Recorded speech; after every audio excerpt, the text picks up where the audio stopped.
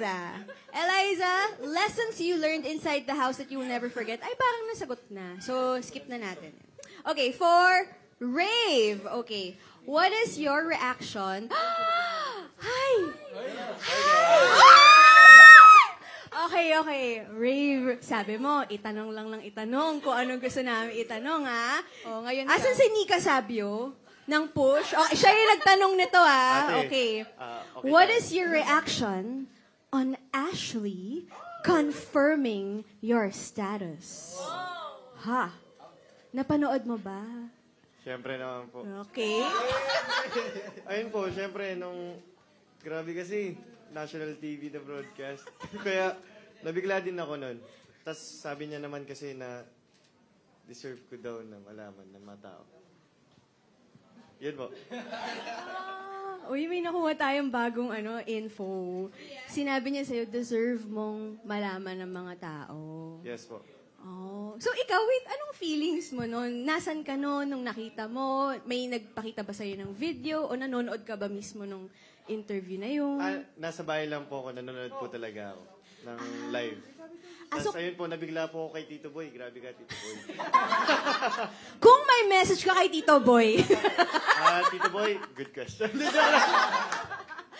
No, pero so kasabay mong napanood ng Taong Bayan, yung interview na yon, nanonood ka lang din noon. Yes po, nakaupo lang po ako, tapos bigla, ganun na po yung tanong.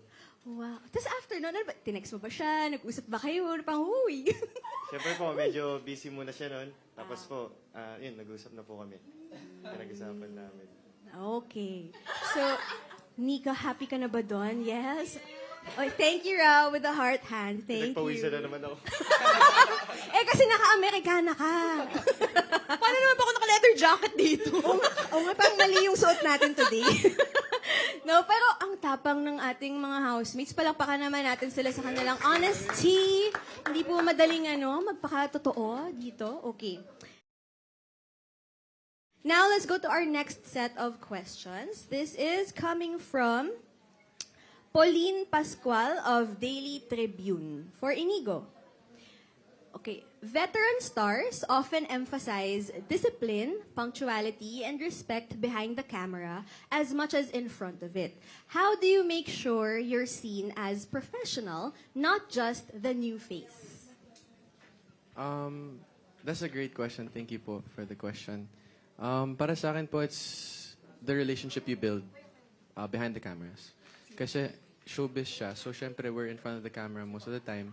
Pero pagka hindi po nasa camera yung Inigo Jose, nandun po ako building connections with everyone.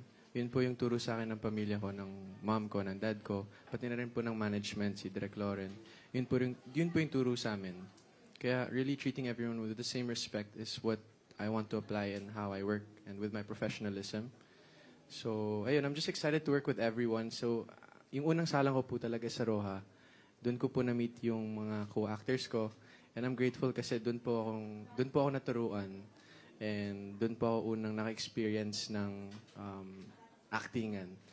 And yeah, I just want to build good connections here and meet everyone. Yun lang po. Speaking of building connections, dun sa Roja, like, kaninong actor or staff or kung sino mang kasama mo dun, yung talagang feeling mo naka-build ka ng magandang connection with? First of all, I want to say thank you to Sir Raymond Bagaching. Siya po nagbigay sa akin ng inspiration tsaka ng payo para dito sa pag-acting. Kasi yun po talaga gusto ko gawin acting eh. So he mentioned na ang acting para siyang canvas. So lahat kayo at the same time nagpe-painting kayo to build a bigger picture. So kung sino man makaka-gets on or it's on your own interpretation naman. Para sa akin, it really spoke to me. And I also want to mention sina Kuya Iggy Boy, Kuya Jello, Kuya Kobe. They really were there for me. Since syempre bago ko, nakabuild ako ng tropa dun sa Roja. And lock-in taping siya. So magkasama lang kami everyday. Kahit pagtapos sa taping, nagsama kami, swimming, volleyball, kumakain. Ganun po yung bonding namin nun. Parang PBB na naman. Parang Lock-in ka na naman. Actually, parang na-experience yung PBB bago mag-PBB eh. So, na-apply ko rin siya sa loob ng bahay. Yes, oo. But totoo yun, talagang I think Inigo builds connections. Kasi last night, we were at a different event. Nagulat ako. ang tagal Yes. na natin hindi nagkita. Tapos nung nakita niya ako, pinakilala niya ako sa mom niya. Bigla, she's the best host ever. Ako, naalala niya pa ako. Opo. Nung signing natin. Kaya nga, nagulat ako.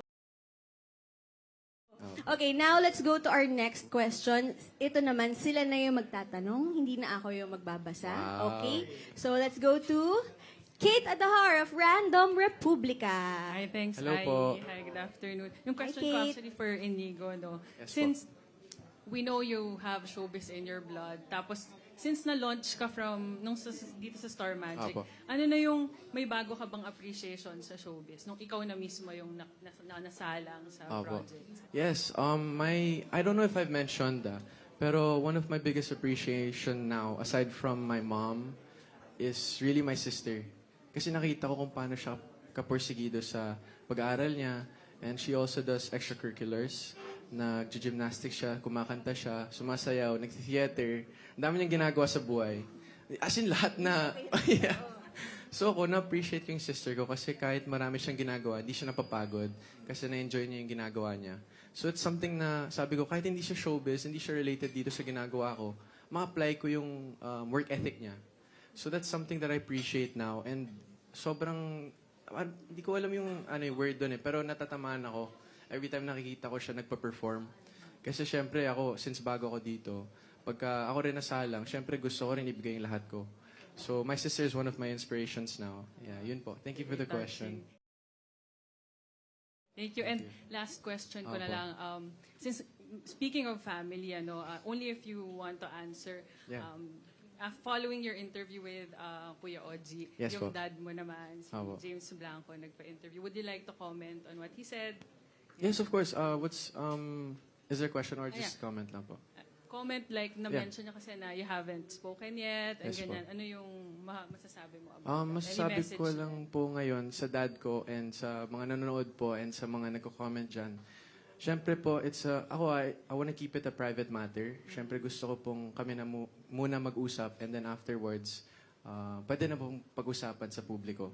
Gusto ko pong maayos muna privately yung family matters namin to give respect to my mom as well and my family. Kasi siyempre hindi naman po madali na pagdaanan yung mga ganyang bagay sa publiko. Kaya gusto ko po munang i-address yun privately bago ko po siyang pag-usapan publicly.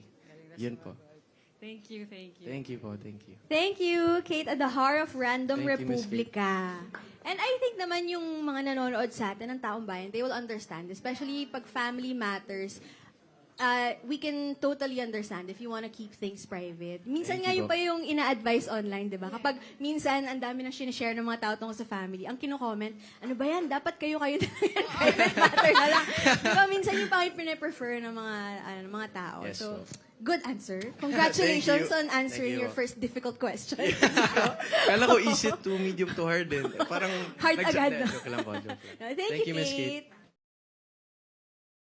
Okay, now let's have Franz, Princess Franz. Hi, everyone. Good evening. Hello po. Good evening tuloy. Good afternoon and congratulations, everyone. Okay. Hi, Carmel. The question muna would be for the two, Reich and Eliza. Okay. Tapos na yung What Lies Beneath kagabi. And congratulations for a job well done. Thank you po. Sobrang Thank nagmarka you. kayo as yung mga young. Thank you po. Even yung pag nagko-comment yung mga sila Janela, yung mga nakakatanda, they say na ang gagaling ninyo, hirap yung sundan. My question is, describe nyo lang, very shortly lang, kung paano yung nag-experience yung doing What Lies Beneath. Tapos, alam nyo ba at the onset kung sino yung killer talaga? Or kahit kayo, hindi nyo alam yun na, ay, hindi ko rin alam eh. Parang you were just acting it out.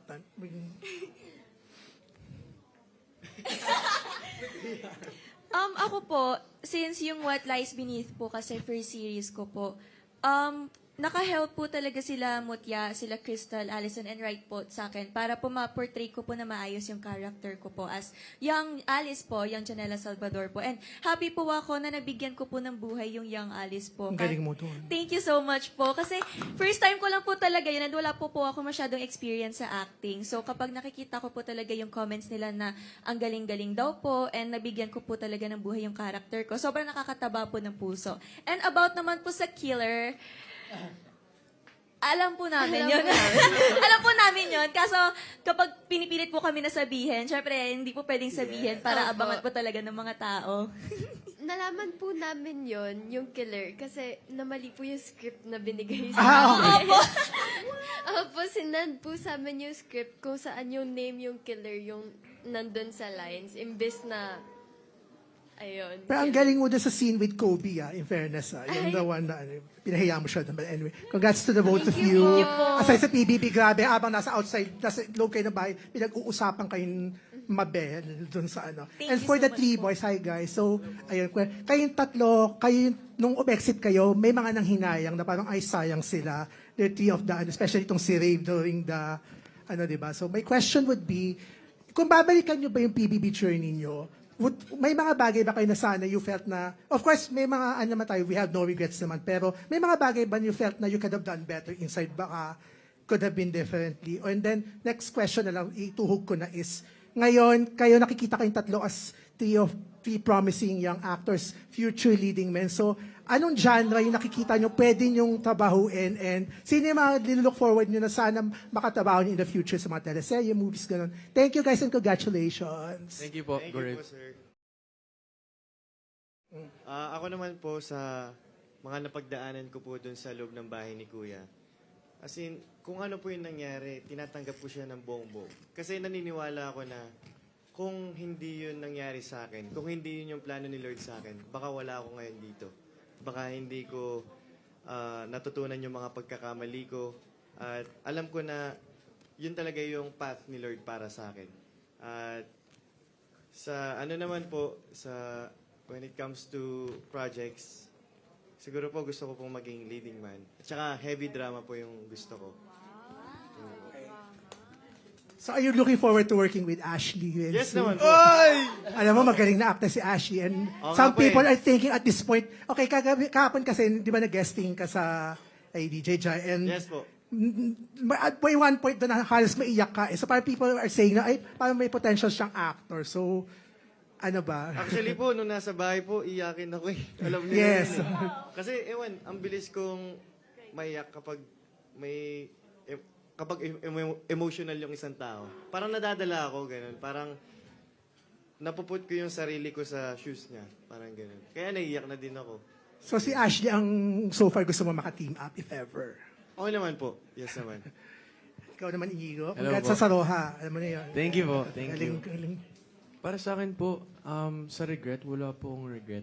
Sobra akong grateful kasi nakapasok ako ng bahay ni Kuya. Yun po yung unang-una. Tapos para sa akin kasi nakabuild ako ng brotherhood sa loob. Tsaka syempre bagong friends. Kaya sobrang akong grateful na si Miguel, yan si Rave, si Fred, si Nahith. Sobrang grateful na nakilala ko sila. Tsaka syempre mapapayuhan nila ako pagka sa acting din. Syempre matagal-tagal na rin sila sa industry. Si Nahith, si Miguel, bata pa lang, diba? Tapos syempre gusto ko namang explore na role is rom-com. And gusto kong maka-work syempre si... Sino gusto mo ka-partner? Siyempre yung crush ko, Julia Barreto, ganyan. Siyempre, I'm just excited for what's to come po. Yun po. No Congrats, regrets. No regrets. Yes. Thank And you. you, Fred, of course. Ako naman po, actually, wala din akong regrets kasi super contented na rin ako sa mga nagawa ko sa bahay. Katulad po ng sinabi ni Rave, siguro kung may iniba pa ako, I wouldn't learn so much from my mistakes. Kaya ngayon, wala talaga akong regrets and I'm really grateful for all the things that has happened inside the house. And about naman sa projects, ako talaga really want to be a leading man, syempre, and rom-com, of course. Kasi yun talaga yung role na, yung genre na I'm most looking forward to. And thank you. And last na ng Carmel, question. How do you maintain that energy na, Diyos ko? Parang pagkalabas mo, hanggang ngayon sustain. And napapanood ko sa stories mo nung kakalabas mo nang nag-guest ka agad sa isang morning show and everything. Diretso yun hanggang gabi. Na-maintain mo yung energy mo. So, how? Ano yung secret mo doon? And guys, congratulations again. Yes. Ako po, siguro na-maintain ko po siya kasi na-miss ko po talaga yung mga tao. Doon po sa stay ko po sa loob ng bahay ni Kuya na 4 na buwan. Talagang hinahanap ko po yung sigawan, yung kumusta sa akin ng mga tao. So, nung paglabas ko po talaga, oy, kamusta ka? Kamusta ka? Chinichika ko po talaga lahat. Up until now, ito si Kuya. Kuya, kumusta ka? Charis na. Joke lang, Kuya.